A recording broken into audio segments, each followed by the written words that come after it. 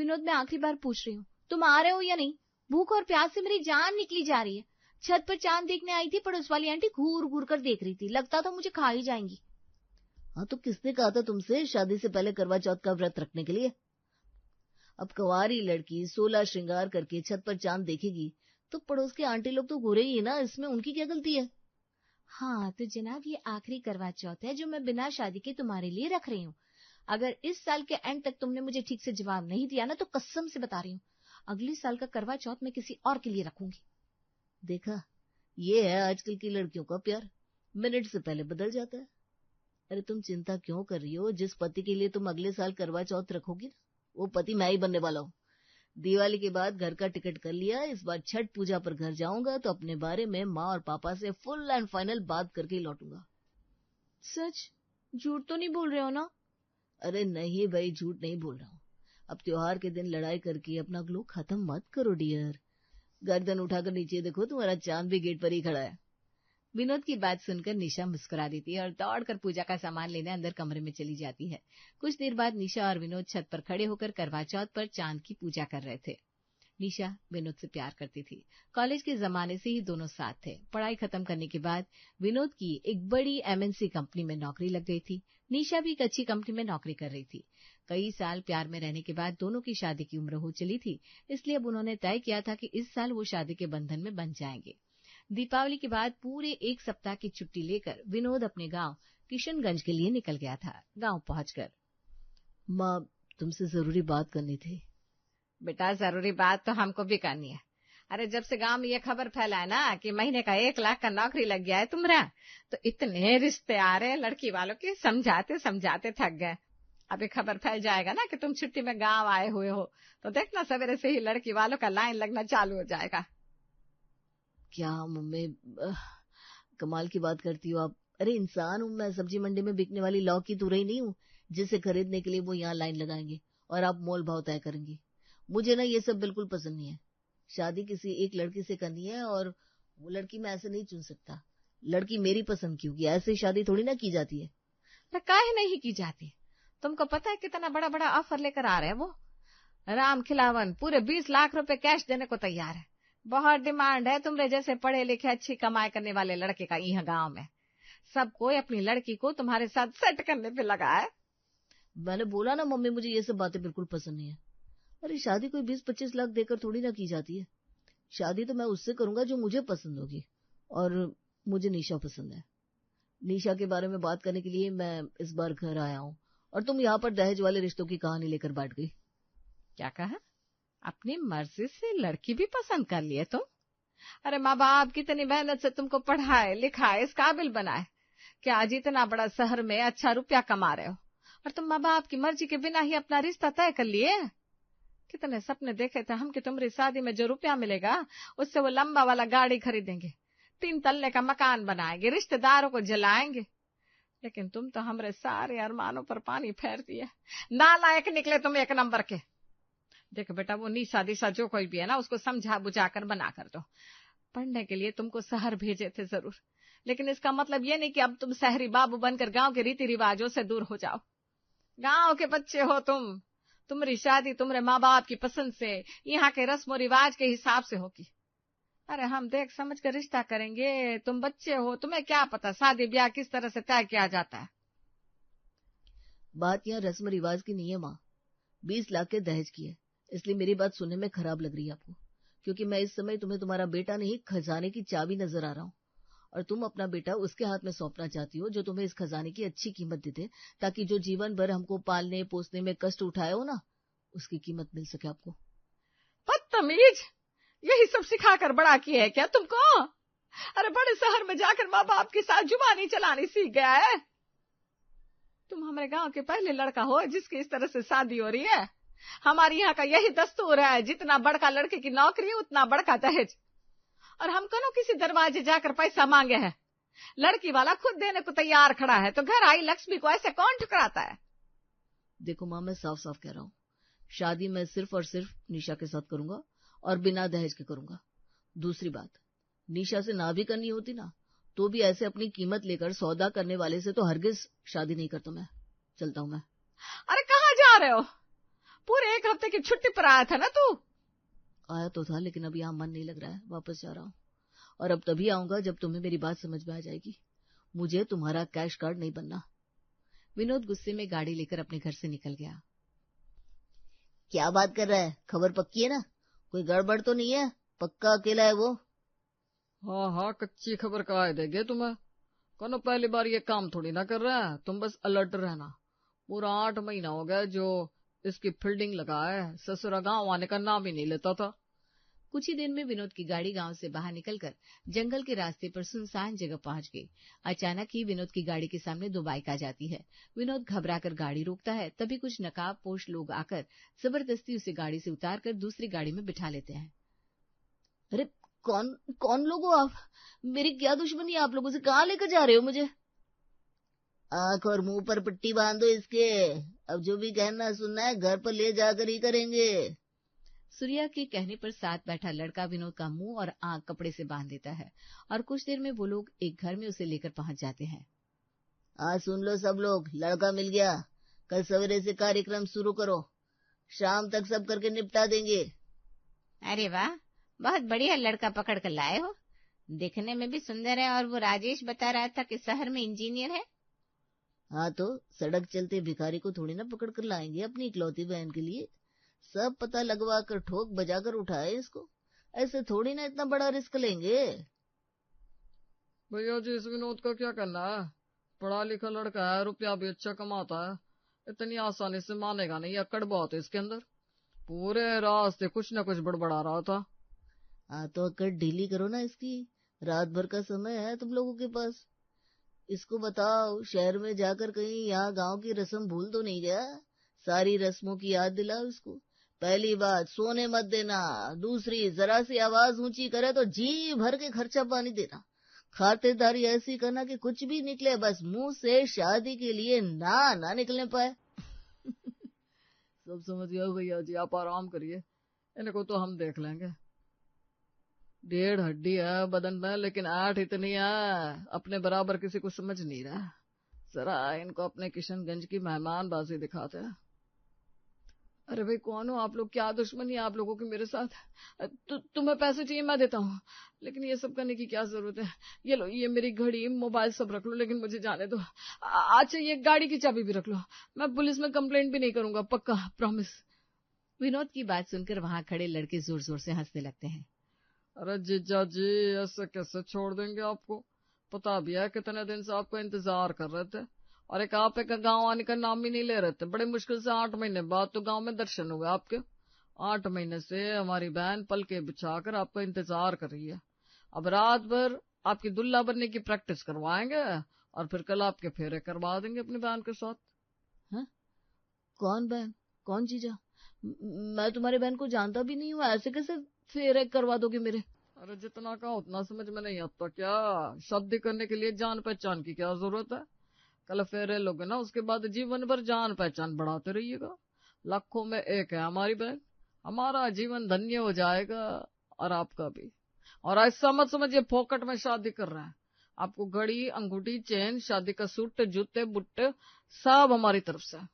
आप बस तैयार होकर फेरों में बैठना। अरे भाई, कौन हो तुम लोग? क्यों मेरे पीछे पड़े हो? मैंने कहा ना तुम्हारी बहन से मैं शादी नहीं कर सकता। ऐसे कैसे किसी को भी सड़क से उठाकर अपनी बहन की शादी करवा देंगे आप लोग? मैं पुलिस को फोन कर दूंगा। मैंने कहा जाने दो मुझे। सूर्य भैया ठीक कह रहे हैं, बहुत अड़ियल घोड़ा है, ऐसे बातों से नहीं मानेगा। इसको तो खर्चा पानी देना ही पड़ेगा। इसकी तब तक खातिरदारी करो जब तक ये खुद से ना कहने लगे भाई मेरे को शादी करनी है, शादी करनी है। इसके बाद वहां खड़े लड़के विनोद को बुरी तरह से पीटने लगते हैं। अरे जीजा जी, क्यों अपनी शादी में फोटो खराब करवाना चाह रहे हैं? क्या है ना कि यहाँ शादी तो आपको करनी पड़ेगी। समझदारी इसी में होगी कि बिना पिटे मान जाओ, वरना अपनी बात कैसी मनवानी हमको अच्छे से आती है। तुम्हारे जैसे गुंडे का जीजा नहीं हूं मैं। मर जाऊंगा लेकिन तुम्हारे जैसे गुंडों के साथ रिश्ता नहीं जोड़ूंगा। अरे बस बस बस, बहुत हुआ। हम जीजा जी कहकर इज्जत दिए जा रहे हैं और ये सर पर चढ़ता जा रहा है। अरे जीजा तो तू तब बनेगा ना जब फेरे पड़ेंगे। उससे पहले ना तो हमारा जीजा नाम तेरे साले। अरे मारो रे, पहले इसकी अकल ठिकाने लगाओ। शादी तो हम इसकी टूटी हड्डियों से भी करवा देंगे, चिंता की कोई बात ना है। हमारी बहन है, खूब सेवा करेगी इसकी, जल्दी ठीक हो जाएगा। आखिर कब तक विरोध कर पाता उन गुंडों की मार के आगे। कुछ देर बाद विनोद टूट गया और अपनी जान बचाने का अब एक ही रास्ता नजर आ रहा था, वो था इन गुंडों की बहन से शादी करके किसी तरह से यहाँ से जिंदा निकलना। वो लोग विनोद के साथ किसी कैदी जैसा बर्ताव कर रहे थे। ना तो उन्होंने पूरी रात उसे सोने दिया, ना ही पीने के लिए एक बूंद पानी। अगली सुबह विनोद एक अंधेरे कमरे में निढाल पड़ा था और बाहर से औरतों के गीत गाने की आवाजें सुनाई दे रही थी। ऐसा लगता था किसी की शादी की रस्में चल रही है। पूरा दिन ऐसे ही भूखे प्यासे बिताने के बाद शाम के समय सूर्या कमरे में आता है। तो जीजा जी कैसा लग रहा है अभी भी यही कहोगे शादी नहीं करनी? ये आपका शादी का सूट भिजवा दूं? मैं शादी करने के लिए तैयार हूँ, प्लीज थोड़ा सा पानी पिला दो, प्यास से गला सूख रहा है। अरे रे रे, ऐसे कैसे पानी पिला दे आपको? बाद में आप शादी करने से पीछे हट गए तो पानी खाना सब आपको अब फेरों के बाद ही मिलेगा। मैंने कहा ना मैं शादी के लिए तैयार हूँ, अपनी बात से नहीं फिरूंगा। थोड़ा सा पानी पिला दो, बर्दाश्त नहीं हो रहा है। ठीक है, ऐ छोटे, जीजाजी के लिए चाय नाश्ता लगाओ। अब ये शादी के लिए मान ही गए तो अपने यहाँ की असली खातिरदारी दिखाओ ना, और खबरदार जो किसी ने इन्हें हाथ भी लगाया। अगले आधे घंटे में विनोद को दूल्हे की तरह तैयार करके मंडप में ले जाकर बिठा दिया गया था। कुछ मिनट के बाद एक नाजुक सी घूंघट से ढके दुल्हन आकर उसके बगल में बैठ जाती है और पंडित जी शादी के मंत्र पढ़ना शुरू कर देते हैं। विनोद का सर बुरी तरह से चकरा रहा था, शरीर का अंग अंग दुख रहा था और दिमाग सुन्न हुआ पड़ा था। उससे मानो होश ही नहीं था कि उसके साथ क्या हो रहा है। इस पल में उसके अंदर विरोध करने के नाम मात्र की ताकत भी नहीं बची थी, इसलिए जो हो रहा था विनोद चुपचाप उसे होने देता है। कुछ ही देर में गिरते पड़ते विनोद के फेरे पायल के साथ करा दिए गए। शादी के बाद दमाद जी लाखों में एक है मेरी बेटी, इसे तकलीफ देने के बारे में सोचिएगा भी मत। आपका घर का पूरा पता ठिकाना है हमारे पास। उधर आपने हमारी बिटिया को परेशान किया, यहाँ कीमत आपके परिवार वाले चुकाएंगे हैं? इसलिए अच्छे दामाद की तरह बस खुश रहिए हमारे पायल के साथ। पैसा रुपया आपके पास पहले ही बहुत है, इसलिए कमी किसी चीज की होनी नहीं चाहिए उसे। और हाँ, पुलिस में भी जाने की गलती मत करिएगा, क्योंकि हमारे उसूल थोड़े अलग है। अगर जेल जाना होगा ना तो हम सीधा पहले आपको निपटाएंगे और फिर सीधा 302 में अंदर जाएंगे, ताकि पूरे किशनगंज को पता चले कि बगावत का मतलब मौत है। ना तो हम पुलिस से डरते हैं ना खून खराबे से। आई क्या बात समझ में? मुझे ये समझ में नहीं आ रहा कि अपनी बहन की शादी कराने का ये कौन सा तरीका है। अगर आप लोगों को वाकई अपनी बहन की शादी ही करनी थी तो तरीके से कोई अच्छा लड़का देखकर इज्जतदार लोगों की तरह उसके घर रिश्ता लेकर जाते और सबकी रजामंदी से शादी करते। ऐसे सड़क चलते किसी को भी उठाकर अपनी बहन को गाय भैंस की तरह उसके पल्लू से बांध देना सही लगता है क्या आप लोगों को? आपको क्या लगता है, ऐसा करके आप अपनी बहन की जिंदगी सुधार रहे हैं? दुनिया के कौन से हिस्से में अपनी सगी बहन बेटी को ऐसे किसी भी अजनबी के साथ बांधा जाता है? भैया ये तो फिर से ज्ञान देने लगा। इसे ये लग रहा है कि शहर जाकर इसने 4 किताबें क्या पढ़ ली, सारा ज्ञान इसी के पास आ गया। हम गांव में रहने वाले लोग रोटी की जगह घास नहीं खाते। ये ज्ञान की बातें हमें भी समझ में आती है, लेकिन क्या करें, यहाँ गांव देहात का आदमी है ना, इसको पैसे की बोली समझ में आती है।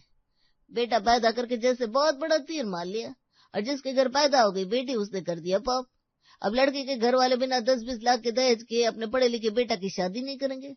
और वो आदमी जिसकी जेब में 20 लाख ना हो, क्या वो अपनी पढ़ी लिखी होना लड़की को अनपढ़ के साथ ब्याहेगा? और चलो ब्याह भी दे, उसके बाद सारी जिंदगी क्या मजदूरी करवाए अपनी बिटिया से? हमारी बुआ के लिए दहेज का जुगाड़ नहीं हुआ तो कंवारी रह गई। पढ़ी लिखी थी इसलिए उनकी जिद थी कि शादी तो पढ़े लिखे शहरी बाबू से करेगी। और पढ़े लिखे लड़कों का क्या दाम चल रहा है अपने किशनगंज में जानते हो? आज के जमाने में 20 लाख और बुआ के जमाने में था 5 लाख। उस जमाने में 5 लाख भी अपनी औकात से बाहर था, और आज 20 लाख भी। तो क्या जिनके पास पैसा नहीं है उनकी बहन बेटियों को सपने देखने का अधिकार नहीं है? उनकी शादी पढ़े लिखे लड़कों से नहीं हो सकती? सब पढ़ा लिखा अच्छा कमाई करने वाला लड़का वो अमीर लोग ले जाएगा, हम लोग बैठकर सब तमाशा देखते रहेंगे। हमरे जैसे गरीब के बच्चे अपना सारा जिंदगी यहाँ देहात में बिता देंगे क्या? बस इसीलिए इस दहेज के दानों को मारने का तोड़ निकाल लिया। अब हम लड़का पसंद करते हैं, दिन तारीख फाइनल करते हैं, और बिना किसी को पूछे बिना किसी से बताए लड़के को उठाकर उसकी शादी अपनी बहन बेटी से करवा देते हैं। तुम्हारी भी शादी हो गई है, चुपचाप अपनी नई नवेली दुल्हन को लेकर जाओ और खुशी खुशी अपनी शादीशुदा जिंदगी की शुरुआत करो। हमरे साथ चालाकी मत करना क्योंकि हमरे पास खोने के लिए कुछ ना है, लेकिन तुम्हारे पास तो बहुत कुछ है, इसलिए बेहतर होगा अपनी इज्जत और जिंदगी बचा के रखो। पायल के भाई की धमकियां सुनने के बाद विनोद के पास अब कहने के लिए कुछ नहीं बचा था। उसे समझ में नहीं आ रहा था कि ये एक रात उसकी जिंदगी में जो नया मोड़ ले लिया है वो किस तरह से उसका स्वीकार करे। पायल के घर वालों ने विनोद की मरहम पट्टी करवाई, 2 वक्त का खाना पैक किया, एक अटैची में पायल के कपड़े भरकर उसकी गाड़ी में लदवाए और पायल को विनोद के साथ विदा कर दिया। किशनगंज से दिल्ली का रास्ता लंबा था, लेकिन विनोद और पायल के बीच की चुप्पी ने उस रास्ते को मानो सदियों जितना लंबा बना दिया था। गाड़ी बस सरपट दौड़ती जा रही थी और विनोद, उसके मन में तो जैसे विचारों की आंधी आई हुई थी। 5 घंटे के बाद पायल की धीमी सी आवाज विनोद के कान में सुनाई पड़ी। सुनिए ना, गाड़ी कहीं रोक लीजिए ना, बहुत भूख लगी है, कुछ खा लेते हैं। विनोद ने गाड़ी एक होटल के सामने रोकी और गाड़ी का दरवाजा खोल दिया। आप नहीं आएंगे? आपको भी तो भूख लगी होगी ना? नहीं, मुझे कुछ नहीं खाना, तुम्हें जो खाना है खा कर आओ। मैं अकेले। क्यों? मैं गोदी में उठाकर लेकर जाऊंगा तब जाओगी क्या? अच्छा, पैसे चाहिए तुम्हें? ये लो। विनोद ने बेरुखी से कुछ पैसे पायल के हाथ में थमा दिए और खुद गाड़ी की सीट से सर टिकाकर बैठ गया। पायल कुछ देर तक गाड़ी के बाहर खड़े होकर विनोद को देखती रही, फिर उसके बाद होटल के अंदर चली गई। कुछ देर बाद वो लौटी तो उसके हाथ में चाय के 2 कप थे। चाय पी लीजिए, आपने घर पर भी कुछ नहीं खाया था, तबीयत खराब हो जाएगी। पायल के हाथ में चाय का कप देखकर विनोद ने कप को पायल के हाथ से धकेल कर दूर गिरा दिया। ये सब ड्रामा करने की जरूरत नहीं है मेरे सामने। अच्छा, मैंने कुछ नहीं खाया तो बहुत चिंता हो रही है तुम्हें? मेरी आदर्श बीवी होने का नाटक कर रही हो? हाँ, ये भी तुम्हें तुम्हारे गुंडे खानदान ने सिखाकर भेजा होगा ना। ये आदर्श तब कहाँ गए थे जब तुम्हारे भाई जबरदस्ती मुझे सड़क से उठाकर शादी करने के लिए लेकर आए थे। पूरी रात बिना किसी गलती के जानवरों की तरह मारा पीटा गया मुझे। मैं बस इतना जानना चाहता हूँ कि मेरी गलती क्या थी। तुम इस गांव में पैदा हुई, तुम्हारे घर वालों के पास दहेज देने के पैसे नहीं थे, तुम्हें गांव के लड़के से शादी नहीं करनी थी, पर इन सब में मेरी क्या गलती है? मेरे साथ जो हुआ उसका जवाब कौन देगा? पायल गुस्से में सवाल पर सवाल पूछ रहा था, लेकिन पायल के पास इस समय कोई जवाब नहीं था। क्या जबरदस्ती किसी रिश्ते को स्वीकार कर लेगा विनोद?